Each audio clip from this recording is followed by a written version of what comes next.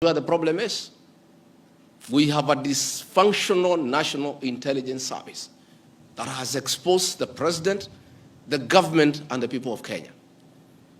Had the National Intelligence Service briefed the president 2 months ago about how the people of Kenya feel about the Finance Bill 2024, so many Kenyans would not have died. Property would not have been destroyed. Offices would not have been touched. There would have been no mayhem. But they slept on the job. It had to take people to die, property to be destroyed, protests across the country for the president to know the truth of what the people of Kenya feel. Yet, there is an organization paid for by the public to brief the president and the government about the feeling of the Kenyan people. Officers of the National Intelligence Service, officers of the National Police Service have told me in confidence they did not get advance intelligence briefs about the magnitude of the protest in Eldoret, in Kericho, in Nairobi, in Githurai, in Embu, in Nyeri.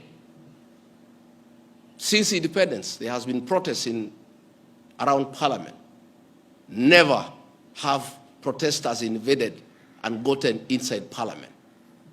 Senior officers have told me in confidence they did not have an advance intelligence brief about the intensity of the protest so that they prepare in advance. The National Intelligence Service slept on the job. And the problem is simple. The Director General of the National Intelligence Service, Nuruddin Haji, was a junior officer in the National Intelligence Service before he was appointed as DPP. When he was appointed to the office of the Director General, because of inferiority complex, he chased away all the people who were senior to him when he was in the service, therefore crippling the capacity of that service and making it dysfunctional. 3 directors were chased away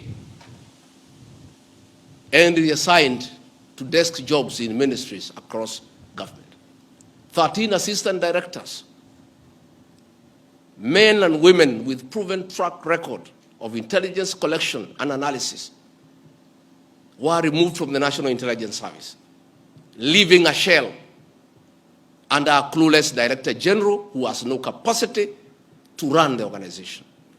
And that is why the security sector was caught off guard by the intensity, the anger of the Kenyan people, the agitation of the Kenyan people,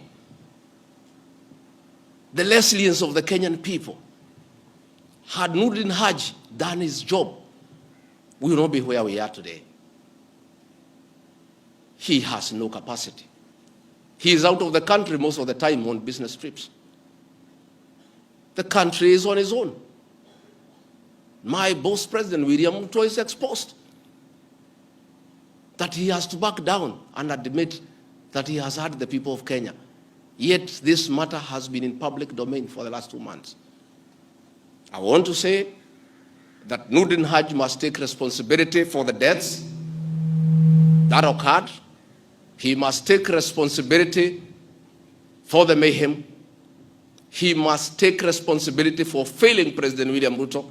He must take responsibility for failing the government of the Republic of Kenya. He must take responsibility for failing the Kenyan nation by not doing his job and advising correctly.